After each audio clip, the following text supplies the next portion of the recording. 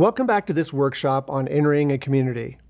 Remember, when you get started, you involve other churches and then you identify the needs. In this case, the next step we're going to talk about is finding Indigenous solutions. We also call this local ownership. And the purpose of this activity is to get participants thinking about the local churches in the community, owning the piecework and seeing it as their own. Our objectives are participants will understand the importance of empowering the local churches in the community to own the piecework and not rely on an outside group. Participants will understand the importance of local ideas and the use of local resources. And participants will understand that the local church control of a piecework leads to long-term sustainability after any outside helpers leave. So first, you're going to read the first part of the mountain story and then stop and discuss the story. So here's the mountain story. There once was a village located on top of a steep mountain. On a regular basis, as people were coming down the mountain, they would slip off the trail and fall to the valley below. A number of people were injured and some even killed. A visitor came to their village, saw this problem and wanted to do something about it. He thought what he could do and then decided that the best thing would be to station an ambulance at the base of the mountain. Therefore, when a person fell, a driver could rush with the ambulance to pick him up and bring him to the closest hospital 10 kilometers away. The people in the village were excited about this idea. One day the ambulance broke down, but the people ignored the problem until another person fell off the trail and needed the ambulance to be taken to the hospital, but there was no transport available. They then became very concerned and went looking for the outsider who had put the ambulance there. They complained that his ambulance was broken down and wanted to know why he didn't keep the vehicle in good repair.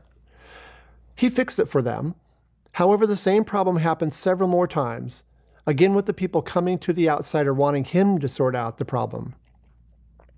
The outsider finally decided there were too many repairs required on the vehicle, and he didn't have the money or time to keep fixing it. He told the people it was their problem. He had tried to help but could no longer help. The people felt sad about this but did nothing. They were now back to the place where they had begun.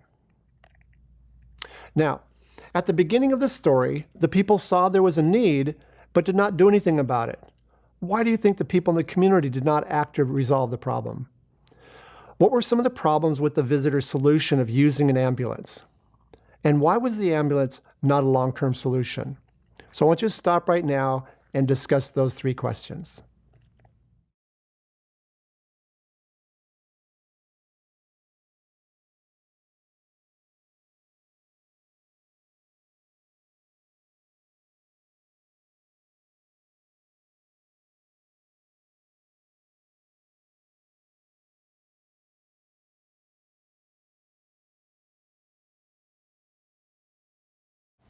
Okay, part two, read the next part of the mountain story, and then you're going to stop and discuss the story again. Here's what you read next. Representatives from the district office came. They saw the problem and said they wanted to help. The district decided that what was really needed was a clinic at the foot of the mountain, so if someone fell, they could get immediate medical care. The district then built a clinic, provided equipment, staff, and drugs. The people were very happy that those who fell could now get immediate attention and not have to make the 10-kilometer drive to the other clinic. This worked well for a while, but eventually those working at the clinic wanted some time off, so the district was left unattended. The people went to the district and complained about the poor service that the clinic was providing and said the district had to give them better care. The district put in extra staff to cover during the holidays. Several times the clinic ran out of drugs and the people complained about the poor care the district was providing for them. The district ran low on money and had to stop some of their operations to conserve their money. They decided to stop staffing this clinic and providing drugs for it. They shut it down. And the people were very angry with the district. So here's some questions to answer. What were some of the problems with the district's solution of establishing a clinic? And what was the real problem in the community that the community faced? Why didn't an ambulance or a clinic address the real problem? Why do you think the people were so willing to embrace the visitors and the district solutions even though they did not address the real problem? So take some time and answer those questions together.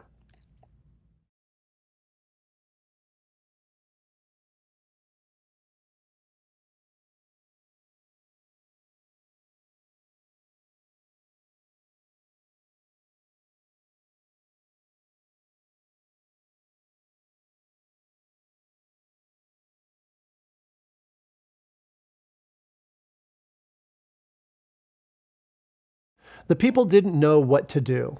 The two ideas which outsiders had done for them, the ambulance and the clinic, were no longer available and working.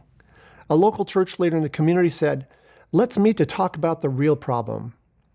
They looked back at the original idea, which was to somehow take care of those who fell off the path as they were traveling up and down the mountain from the village. The two solutions helped somewhat, but there were problems with each solution. As they talked, the church leader said, "I had an idea when we first talked about the problem, but no one would listen to me. The outsider was going to do everything for us for free. My idea would have taken some work and resources on our part, so no one was interested in what I had to offer." He then told him his idea, which was to build a fence along the trail to keep people from falling over the edge. It would take work on the part of the people to cut the wood for the fence and to put it up. It would take mobilizing many of the church members and their resources to put the fence posts in cement so they would last longer. The people responded with, "That's a great idea. Let's do it." So they had church members bring wood and cement and began to work. After several weeks, the work was done.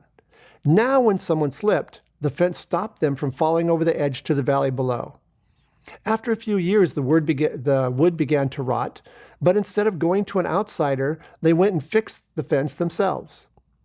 Now, instead of looking to the outside for help, they began to look to God and their own church for solving the problem. This one project gave them confidence that they could do things for themselves. Now, when someone from the outside came to give them something, they said, "Thank you. But if we think it's important, we'll do it ourselves."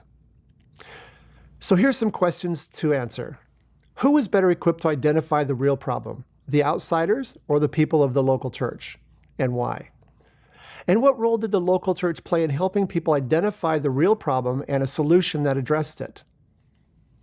What steps did the people take in developing the solution of building a fence along the mountain path? What happened when the fence began to rot a few years later? What do you think the people will do next time there's a serious problem in their community? So let's stop and let you answer those questions for just a moment.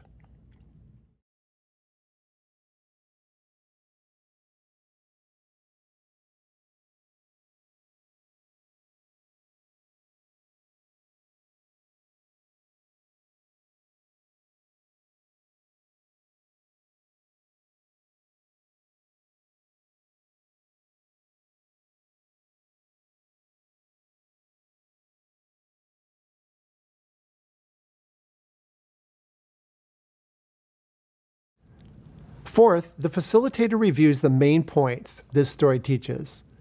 Local churches are better equipped to identify their community's problems and provide solutions than are outsiders. Prevention is better than cure. The fence is prevention. The clinic and ambulance are cures. What people do not do for themselves, they do not own or take responsibility for. Once churches complete successful work within the community, they'll be motivated to address more difficult things for themselves. Capacity will be built so that they will not need outside help.